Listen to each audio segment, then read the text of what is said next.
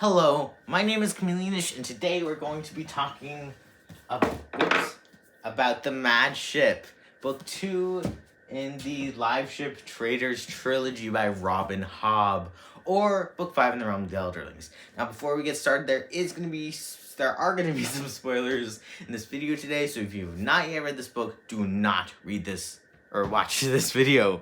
Please don't. It's a really good book. So let's get started with my favorite aspect, the world building.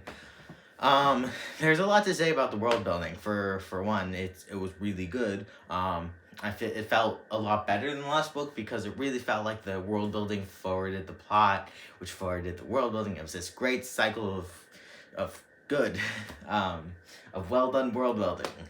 So yeah, let's talk about the biggest reveal, and which you kind of saw coming, but you didn't see it coming to quite the same extent.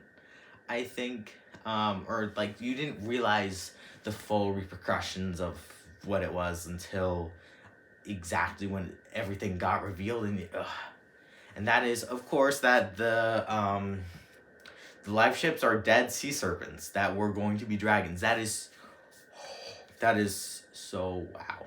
That is not what I wanted.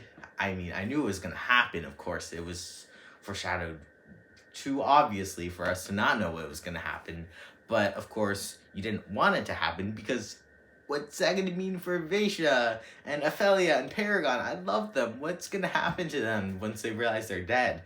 Are they going to do the same thing that one life ship did, which is do some weird thing about giving his memories? And I don't want that to happen because what if that's bad? But alas. So let's talk about some of the politics.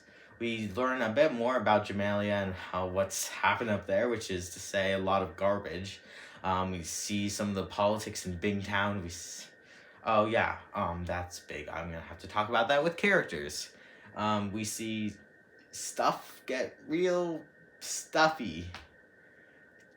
Yes, to put it more eloquently, we see this satrap Magnanon, whatever his name is, Cosgo, go down, get captured. What happened in the end, I don't even know. Then to see Davad Restart die, that was crazy. It was wow. Yeah, that's what I have to say about the politics in Bingtown and Jamalia right now. Wow. So let's talk a bit about my next favorite aspect, which is between the characters and the writing. We're going to go with the characters.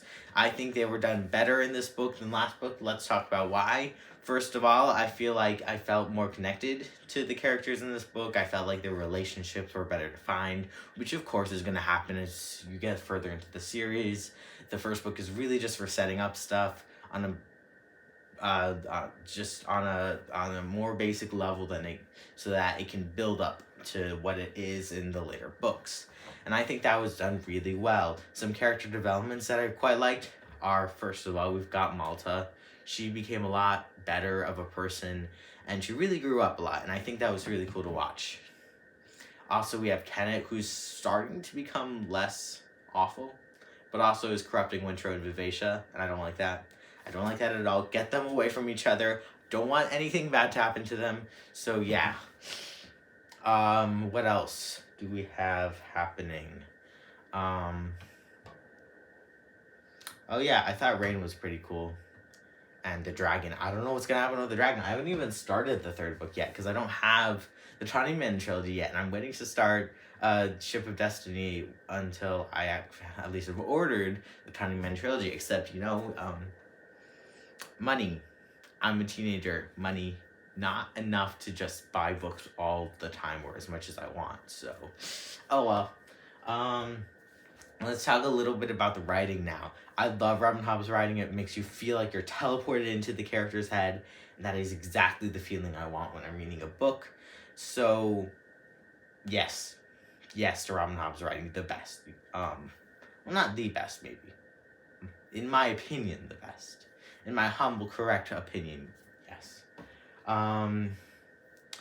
So now that we've talked about all of the best aspects, let's talk about the worst aspect, which is the plot/pacing. Now, I do think it's still better than the Farseer trilogy. However, the first 500 pages or so felt kind of a drag, honestly. It wasn't that they were slow or that things weren't happening. It was more so that I couldn't read a bunch of it at once, which led to it getting spread out over several days, which led to me feeling like it was going so slowly and feeling kind of bored. But then the last 350 pages, so much happened so quickly and it was crazy and I loved it. So yes, the plot spacing is all over the place, but I do think it was done decently well overall.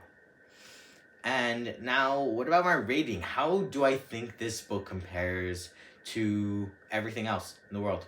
I would say Royal Assassin is a 5-star read.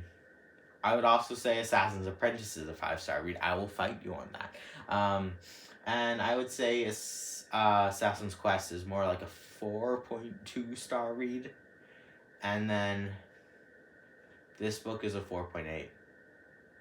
So below the first 2 books of the Farseer trilogy, simply because I love them so much. And you gotta listen to your heart.